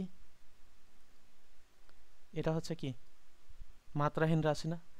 অনুপাত যখন একই রকম থাকবে তখন সেগুলা কি হয়ে যাবে, আমাদের মাত্রাহীন রাশি হয়ে যাবে। তো এরকম অনেক মাত্রাহীন রাশি আছে, তো এই জিনিসগুলো হচ্ছে আমরা কি মনে রাখবো। তো সমতলিক কোণ একটা হচ্ছে কি মাত্রাহীন রাশি, এই লাইনটা মনে রাখবো। এগুলা থেকে কিছু পড়ার দরকার নাই। এই যে 1 নিউটন সমান 10⁵ ডাইন, নিউটনটা হচ্ছে কি একক বলতো, এসআই। আর এই যে এখানে ডাইনটা দেখতেছো, এটা কি একক বলতো, এটা হচ্ছে সিজিএস একক। তো এটা হচ্ছে আমরা করাবো হিসেবটা, পরবর্তীতে দেখাবো আর কি আছে, আমাদের স্লাইডে আছে এগুলো। এখান থেকে এগুলা পড়বা, এই জায়গা থেকে এত কিছু পড়ার দরকার নাই। এই যে দেখো যে আমরা এবার হচ্ছে এককে চলে আসবো সামনে। এই যে তো এখান দেখো যে মাত্রা সমীকরণের সীমাবদ্ধতা। তো এই যে এখানে যে সীমাবদ্ধতা আছে, এই সীমাবদ্ধতাগুলো একবার হচ্ছে জাস্ট কি পড়বা, রিডিং পড়ে নিবা। এখানে যেগুলো আছে, এই যে যেগুলো দাগানো আছে এগুলো পড়ে নিবা, তাহলে হবে। এখন আমাদের কয়েকটি প্রাকৃতিক রাশি সম্পর্ক, মাত্রা ও এসআই একক। তো আমরা এই যে দেখো যে মাত্রা এবং এসআই একক, এই দুটা জিনিস আমাদের খুব মনে রাখা লাগে। তো এতগুলা মাত্রা এসআই একক আমরা কিভাবে মনে রাখবো? না, আমরা এখন কিছুই মনে রাখবো না। আমরা কি করব, আমরা প্রত্যেকটা অধ্যায়ে প্রত্যেকটা যে রাশিগুলো থাকবে সকল রাশির আমরা হচ্ছে মাত্রাগুলো জেনে নেব। তাহলে আমাদের জন্য কি হবে, সহজ হবে। একসাথে এত রাশির মাত্রা তোমার মনে রাখা সম্ভব না। বুঝতে পারছো? তো এই যে তারপরও যে যেগুলো হচ্ছে বেশি ইম্পর্টেন্ট এগুলো এখানে দাগানো আছে। কেজি পার মিটার কিউব ঘনত্বের মাত্রা, বেগের মাত্রা মিটার পার সেকেন্ড, এই যে প্যাসকেল চাপের মাত্রা। ভাবতেছো যে আসে না, এগুলো কিন্তু আসে মেডিকেলে, যে চাপের মাত্রা নিচের কোনটি, এই যে সরি একক নিচের কোনটি, প্যাসকেল। বুঝতে পারছো? তো মাত্রা কোনটি, M L inverse T inverse two. এই যে এটা ডেন্টালে আসছিল, না সরি মেডিকেলে আসছিল 19-20 চাপের হচ্ছে মাত্রা। তো এখানে দেখো এই যে ডেন্টালে 20-21 আসছিল কাজ বা শক্তির একক বা মাত্রা, বুঝতে পারছো? তো এই যে যেগুলা দাগানো আছে এখানে, এই জিনিসগুলো হচ্ছে কি, এইগুলাই হচ্ছে শুধুমাত্র এখনের জন্য, এই অধ্যায়ের জন্য মনে রাখবা। আর পরবর্তীতে আস্তে আস্তে যতগুলো আসবে না ওগুলো আমরা জেনে নেব। প্রত্যেকটা অধ্যায়ে আমরা এই মাত্রাগুলা জানবো। 63টা মাত্রা আছে, এতগুলো মাত্রা মনে রাখা তো প্রয়োজন নেই, মানে পারবা না এখন তুমি। তো এখন দেখো পর্যবেক্ষণ ও পরীক্ষণ ক্রমবিকাশ এবং গুরুত্ব। তো আমার শিটে এই যে এইগুলা সম্পর্কে খুব সুন্দর করে হচ্ছে দেওয়া আছে, প্লাস হচ্ছে এখানে যে দাগানো লাইনগুলো আছে এই দাগানো লাইনগুলো হচ্ছে মুখস্থ করে ফেলবা। থেলেস সূর্যগ্রহণ সম্পর্কিত ভবিষ্যৎবাণীর জন্য বিখ্যাত। এটা এভাবে আসবে যে সূর্যগ্রহণ সম্পর্কিত ভবিষ্যৎবাণীর জন্য বিখ্যাত কে? থেলেস। তাহলে এখান থেকে এই লাইনটা পড়লেই হচ্ছে, অন্য কিছু পড়া লাগবে না তোমার। পিথাগোরাস কি জ্যোতির্বিজ্ঞান, গণিত, শব্দবিজ্ঞান বিষয় কি ছিল? অবদানের জন্য বিখ্যাত ছিল। এই লাইনটা পড়বা। ইউক্লিড জ্যামিতি ও আলোক বিজ্ঞানের অনেক কি মূল্যবান গবেষণা তত্ত্ব কি করে প্রদান করেন, এই লাইনটা পড়বা। আর এই যে আর্কিমিডিসের এই যে লিভারের নীতি ও উদস্থিতিবিদ্যার সূত্র আবিষ্কার করেন, এই যে এটা গুরুত্বপূর্ণ খুব, এই লাইনটা এখান থেকে পড়বা, তাহলেই হচ্ছে এ পর্যন্ত পড়লে। তাহলে এভাবে হচ্ছে সব লাইন পড়া যাবে না, যেগুলো তোমার দরকার এগুলো পড়বা। এই যে গ্যালিলিও পরন্ত বস্তু সূত্র আবিষ্কার করেছে, আমরা তো জানি 1589 সালে, ঠিক আছে? তাহলে এই যে আধুনিক বিজ্ঞানের কি হয় সূচনা হয়, এই সালটা মনে রাখবা, যদিও সাল মনে রাখার দরকার পড়ে না। তবে এই যে গ্যালিলিও কত সালে হচ্ছে ই করেছে, এটা 1589, এটা মনে রাখবা। গ্যালিলিও দূরবীক্ষণ যন্ত্র কি করে আবিষ্কার করে, এটা মনে রাখবা। এই যে এই জিনিসগুলো হচ্ছে কি একবার রিডিং পড়ে নিবা, এখানে যেগুলো দাগানো আছে, ঠিক আছে? যেগুলো দাগানো আছে সবগুলাই কিন্তু পড়বা, এখান থেকে কোনো কিছু বাদ দিবা না। এই যে আলোর ব্যতিচার আবিষ্কার করেন কে? টমাস ইয়ং, বুঝতে পারছো? আলোকের ব্যতিচার আবিষ্কার করেন কে? Thomas young. এটা আমরা কোথায় পড়ছি বলতো? ভৌত আলোক বিজ্ঞানে পড়ছিলাম, মনে আছে? ইয়ং এর দ্বিচির পরীক্ষা আমরা পড়ি না? তো দ্বিচির কি ব্যতিচার না? তাহলে এখানে দেখো যে এই যে মাইকেল ফ্যারাডে একজন কি পদার্থবিদ। একটি প্রবল চৌম্বক ক্ষেত্রের প্রভাবে সমবর্তন তল ঘুরে যায়, এই ঘটনাকে ফ্যারাডে ক্রিয়া নামে পরিচিত। তাহলে এই যে ফ্যারাডে ক্রিয়া নামে পরিচিত কোনটা? এই যে একটা প্রবল চৌম্বক ক্ষেত্রের প্রভাবে সমবর্তন তলটা যে ঘুরে যায়, এটাই হচ্ছে ফ্যারাডের চৌম্বক ক্রিয়া। এভাবে হচ্ছে কি, এগুলো মনে রাখবা, এগুলো জাস্ট পড়বা রিডিং। আর যেগুলো হচ্ছে এই যে ই কালি দিয়ে দাগানো আছে এগুলো ভালোভাবে পড়বা। ফ্যারাডে তড়িৎ বিশ্লেষণ ও তড়িৎ ক্রিয়ার বিশ্লেষণের সূত্র কি করেছে? আবিষ্কার করেছে। কে করেছে এটা? ফ্যারাডে। এখানে দাগানো লাইনগুলো কি করবা, এই জায়গা থেকে পড়বা, বুঝতে পারছো? এখন পরিমাপের ভুল ত্রুটি, এই পরিমাপের ভুল ত্রুটি এই টপিকটা গুরুত্বপূর্ণ, যে তুমি যে পরিমাপের ভুল ত্রুটিগুলো নির্ণয় করবে, কোনটায় কতটুকু ভুল, এগুলো হচ্ছে আমাদের কি এটা কাজে লাগে। তো আমাদের তো সময় শেষের পথে, পরের লিঙ্কে হচ্ছে কি আমরা এই করব, বুঝতে পারছো? এই যে এটা পড়াবো পরের লিঙ্কে, কতগুলা ত্রুটি আছে কি আছে এগুলা সব হচ্ছে আমরা কি এখানে পড়াবো।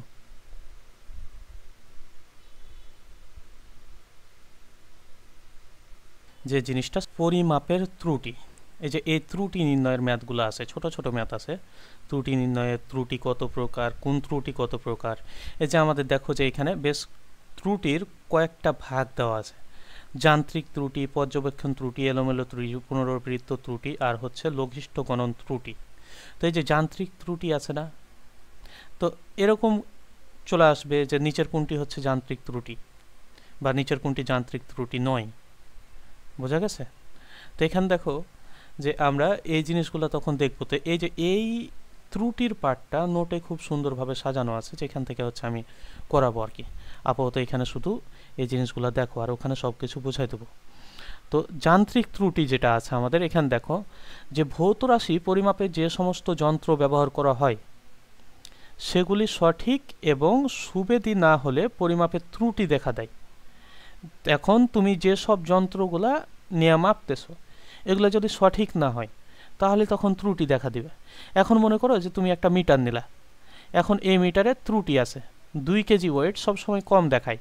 তাহলে তুমি যখন এটার উপর মানে করবা, যখন তুমি এটাই চড়বা তখন তুমি দেখবা যে তোমার ওয়েট যা ছিল তার চাইতে 2 কেজি কম না। তাহলে এটাই হচ্ছে যান্ত্রিক ত্রুটি, যে যন্ত্রে যদি কোনো প্রবলেম থাকে তাহলে সেটা কি হবে, যান্ত্রিক ত্রুটি। তো বিভিন্ন ধরনের যান্ত্রিক ত্রুটির মধ্যে উল্লেখযোগ্য হলো এই যে দেখো শূন্য ত্রুটি, পিছুট ত্রুটি, লেবেল ত্রুটি। এখন এরকম আসতে পারে যে নিচের কোনটি যান্ত্রিক ত্রুটি নয়, এই তিনটা দেওয়া আছে, আরও একটা অপশান দেওয়া আছে, তখন কি করবা, যে এটা আসছিল মেডিকেল অ্যাডমিশন টেস্ট 21-22-এ।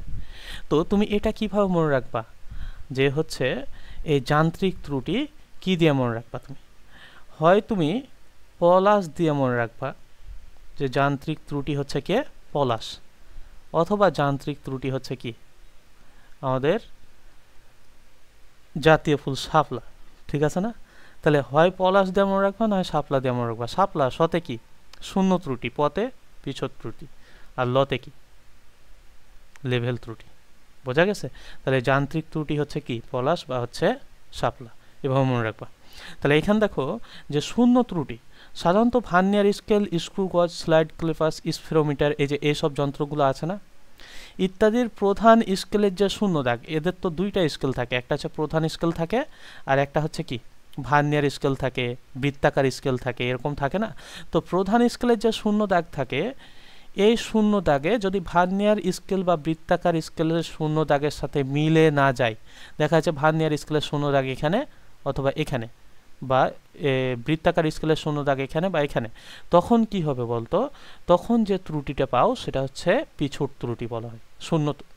মানে শূন্য দাগে যদি না মিলে তাহলে সেটা হচ্ছে শূন্য ত্রুটি বলে, বুঝতে পারছো? হ্যাঁ, তো এই যে এই শূন্য ত্রুটি, তারপর পিছুট ত্রুটি, নাট বা স্ক্রু নীতির উপর ভিত্তি করে যেসব যন্ত্র তৈরি সেসব যন্ত্রের ত্রুটি পরিলক্ষিত হয়।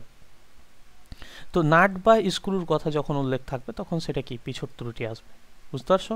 লেবেল ত্রুটি নিক্তি, বিক্ষেপ, চৌম্বকায়ন যন্ত্র, টানজেন্ট, গ্যালভানোমিটার ইত্যাদিতে লেবেল ত্রুটি লাগে। এই যে দেখো স্বর্ণের দোকানে কি করে বলতো, এই যে এরকম মাপে না, এরকম দাড়িপাল্লার সাহায্যে মাপে না, নিক্তির সাহায্যে মাপে না।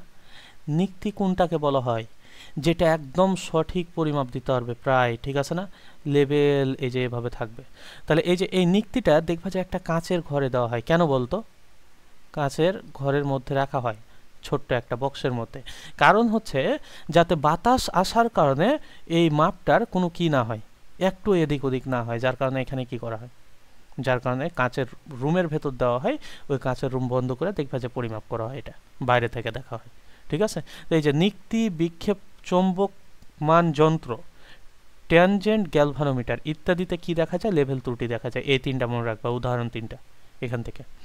পর্যবেক্ষণ বা হচ্ছে ব্যক্তিগত ত্রুটি, এখন তুমি দেখতে ভুল করছো, ঠিক আছে না? এখন তুমি দেখতে ভুল করছো, তোমার চোখের প্রবলেম, তাহলে সেটা কি হবে, পর্যবেক্ষণমূলক ত্রুটি বা হচ্ছে ব্যক্তিগত ত্রুটি। এই যে দেখো যে পর্যবেক্ষণ ত্রুটি বিভিন্নভাবে হতে পারে, ব্যক্তিগত ত্রুটি থাকতে পারে, প্রান্তের দাগ ত্রুটি থাকতে পারে, লম্বন ত্রুটি, সূচক ত্রুটি, প্রয়োজন, এগুলো একবার পড়লেই হচ্ছে। দৃষ্টিভ্রম এ ধরনের একটি ত্রুটি। তাহলে এই যে পর্যবেক্ষণ যে ত্রুটি, এটা হচ্ছে কেমন ত্রুটি, দৃষ্টিভ্রম একটা ত্রুটি। এলোমেলো বা হচ্ছে অনিয়মিত ত্রুটি, পর্যবেক্ষণ এগুলা হচ্ছে পড়ার দরকার নাই। এই জায়গা থেকে এখানে দেখো যে মিটার ব্রিজের প্রান্তিক ত্রুটি, পটেনশিওমিটারের প্রান্তিক ত্রুটি, স্ক্রু গজের শূন্য ত্রুটি, এই ত্রুটিগুলো অন্তর্গত। অবশ্য পুনরাবৃত্তি ত্রুটি নির্ণয় করার সময় কোনো যুক্তিযুক্ত বা প্রমাণ উপায় নেই। এই লাইনগুলো একবার পড়ে নেবে জাস্ট। এখন দেখো যে আমরা এই যে পরম ত্রুটি বলি না, পরম ত্রুটি এটাকে কি বলা হয় বলতো, সাধারণ ত্রুটিও কিন্তু বলে। এই যে আমরা বলি না যে সাধারণ ত্রুটি কত, তাহলে সাধারণ ত্রুটি ইকুয়াল টু কি হয় বলতো, প্রকৃত মান থেকে আমরা পরিমাপকৃত মানটা বাদ দিই না, তাহলে এটাকে কি বলবো বলো, এটাকে বলবো হচ্ছে সাধারণ ত্রুটি। এখন প্রকৃত মান মনে করো 10 মিটার পাইলে একটা বস্তুর, আর পরিমাপকৃত তুমি মাপতে গিয়ে দেখলে 10.4 মিটার, তাহলে এটার হচ্ছে সাধারণ ত্রুটি কত বলতো, এটা সাধারণ ত্রুটি 0.4 মিটার না? হ্যাঁ, তাহলে এই যে এভাবে সাধারণ ত্রুটি নির্ণয় হয়। শতকরা ত্রুটি কীভাবে, প্রকৃত মান মাইনাস পরিলব্ধকৃত মান, মানে পরিমাপকৃত মান আর কি, আর নিচে প্রকৃত মান ইন্টু কত 100%, এটা শতকরা ত্রুটি। তো এটাও হচ্ছে শীটে খুব সুন্দরভাবে দেওয়া আছে, এগুলো দেখাবো আমরা। তো লঘিষ্ঠ গণন ত্রুটি এই যে যেটুক দাগানো আছে এগুলো পড়ে নিবা। এখন দেখো পিচ কি, এগুলো পরে দেখাইতেছি, দাঁড়াও, অতটা লাগবে না, ওগুলো করানোর সময় পেয়ে যাবে। তো এখানে দেখো যে এগুলা পড়লেই হচ্ছে, এই যে এখানে আস্তে আস্তে দেখো এগুলাতে আমাদের পড়ার তেমন কিছু নাই। এই যে এই জিনিসটা করবা, কই দেখলাম একটা ম্যাথ, এই যে স্ক্রু গজের ধ্রুবক ইকুয়াল টু হচ্ছে পিচ ভাগ হচ্ছে এই মোট দাগ সংখ্যা আর কি, বৃত্তাকার স্কেলের ভাগ সংখ্যা। তাহলে পিচ কি বলতো, বৃত্তাকার স্কেলকে এক পাক ঘুরাবা, এক পাক ঘুরালে সেটা যতটুকু কি হয় সামনে যায় বা পেছনে আসে সেটাই হচ্ছে কি, সেটাই হচ্ছে তার পিচ। তাহলে বৃত্তাকার স্কেলকে এক পাক ঘোরালে এই যে এটা 1 মিলিমিটার কি হয়, সামনে যায় বা পেছনে আসে, তাহলে এটাকে কি বলবো, স্ক্রু গজের পিচ বলবো। ঠিক আছে, আর মোট দাগ সংখ্যা হচ্ছে কত, ওই যে ওই বৃত্তাকার স্কেলে কতগুলা দাগ আছে, ছোট ছোট দাগ থাকে, এটা হচ্ছে মোট দাগ সংখ্যা। এই যে মোট দাগ সংখ্যা দ্বারা যদি আমরা পিচকে ভাগ দিই তাহলে আমরা লঘিষ্ঠ ধ্রুবক পাবো। এখান থেকে এগুলা, এই যে এই সূত্রটা মনে রাখবা, যে বক্রতার ব্যাসার্ধ নির্ণয়ের সূত্র স্ফেরোমিটারের সাহায্যে। এই যে এখানে দেখো যে এগুলো আছে, এগুলো একটু দেখে নেবা, আর এগুলা তেমন কিছু লাগবে না আমাদের। এই যে আমরা হচ্ছে এই ত্রুটি যখন পড়াবো তখন এই বিষয়গুলো চলে আসবে, এই যে উপরে যেগুলো দেখতেছো। এখানে দেখো আমাদের তেমন কিছু নাই, তো আমরা হচ্ছে এমসিকিউগুলো দেখবো এখন, যে কোন কোন এমসিকিউগুলো পড়বে এই বইয়ের ভেতর। এই যে দেখো স্বতঃসিদ্ধ বা হচ্ছে কি, দেখো বা হচ্ছে স্বীকার্য কি, ঠিক আছে না? তাহলে এখানে কি বলতো, কি কি দেওয়া আছে দেখো, গাণিতিক যুক্তি দেওয়া আছে না, কোনো ধারণা বা তত্ত্ব। তো স্বতঃসিদ্ধ বা স্বীকার্য হচ্ছে কি বলতো, এক ধরনের ধারণা বা হচ্ছে কি তত্ত্ব। তত্ত্ব কি বিষয়ের উপর নির্ভর করে গড়ে ওঠে, তত্ত্ব কিসের উপর নির্ভর করে গড়ে ওঠে বলো, অনুকল্পের উপর, অনুকল্পের উপর নির্ভর করে কি হয়, এটা হচ্ছে গড়ে ওঠে। নিচের কোনটি লব্ধ রাশি, দেখো তাপমাত্রা, ভর, সময়, কম্পাঙ্ক। তাহলে দেখো তো তাপমাত্রা কি, ভর কি, সময় কি, কম্পাঙ্ক, কম্পাঙ্ক লব্ধ রাশি না? কম্পাঙ্কের একক কি, হার্জ, হার্জকে আমরা কি লিখতে পারি, পার সেকেন্ড লিখতে পারি। তাহলে এই যে এই পার সেকেন্ডটা হচ্ছে কি আমাদের একটা লব্ধ রাশি, বোঝা গেছে?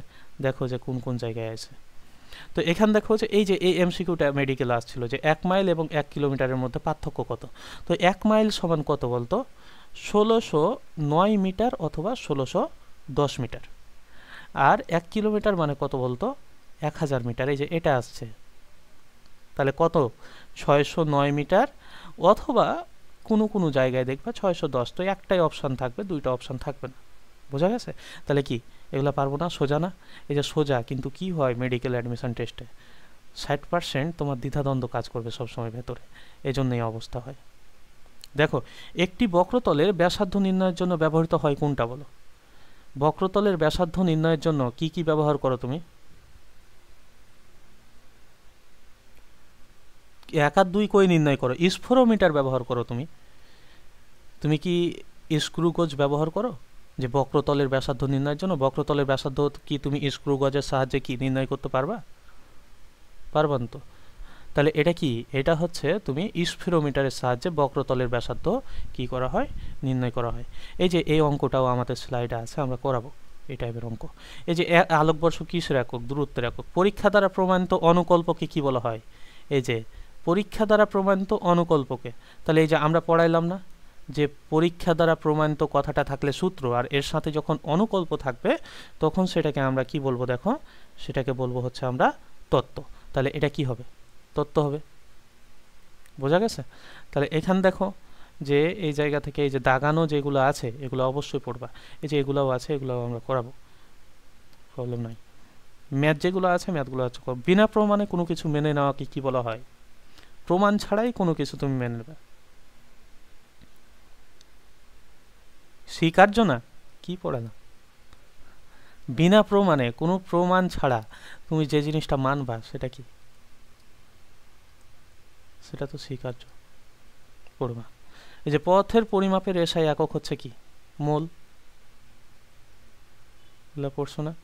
তো এই যে যেগুলো দাগানো আছে এমসিকিউ, এই এমসিকিউগুলো অবশ্যই বই থেকে পড়বা, আমি তো কিছু পড়াবো। এই যে দেখো কোন গোলকের ব্যাসার্ধের প্রকৃত মান এত, পরিমাপকৃত মান এত, গোলকটির আয়তনের পরিবর্তনে শতকরা ত্রুটি কত, এই টাইপের ম্যাথ করাবো, এগুলো পারবা। যখন করানো হবে। একটি সিলিন্ডারের দৈর্ঘ্য দেওয়া আছে, উহার আয়তন দেওয়া আছে, পারবা। বলের ঘাতের একক নিচের কোন রাশিটির এককের সমান? বলের ঘাত ভরবেগের পরিবর্তনের সমান না? তাহলে এখানে দুইটা ভরবেগ আছে, একটা রৈখিক একটা কৌণিক, তাহলে কোনটা হবে? রৈখিক হবে।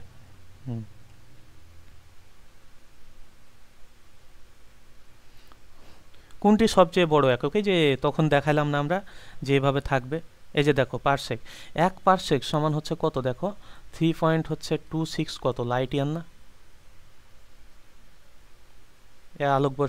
আলোকবর্ষের চাইতে ছোট অ্যাংস্টনের চাইতে ছোট হচ্ছে, সরি, অ্যাস্ট্রোনমিক্যাল ইউনিট, আর অ্যাস্ট্রোনমিক্যাল ইউনিটের চাইতে ছোট হচ্ছে কিলোমিটার। একটি বৃত্তের ব্যাসার্ধ দেওয়া আছে, ক্ষেত্রফল পরিমাপে শতকরা ত্রুটি কত? পারবা এগুলা? যখন আমরা ত্রুটির ওইটা করাবো তখন দেখবা যে কি এগুলা পারতেছ। ঠিক আছে, তাহলে এল দৈর্ঘ্যের বর্গক্ষেত্রের উপর এফ বল প্রয়োগ করা হয়েছে। এল এর মাপে 2% এবং এফ এর পরিমাপে 4% চাপ এর ক্ষেত্রে গ্রহণযোগ্য ত্রুটি কত? তাহলে চাপের ক্ষেত্রে কত? পি ইকুয়াল টু, তুমি কত জানো বলো? এই যে চাপের ক্ষেত্রে তোমার এই যে ত্রুটি চাইনি, তাহলে তুমি পি ইকুয়াল টু এফ ভাগ এ জান না? এর ভিতর কি কি আছে দেখো, তাহলে এই যে এফ এর ভেতর আছে, এই যে এফ আছে এখানে, এখানে কি আছে দেখো? এ আছে। তো এই যে এখানে দৈর্ঘ্যের ত্রুটি কত পার্সেন্ট বলছে দেখো? 2%।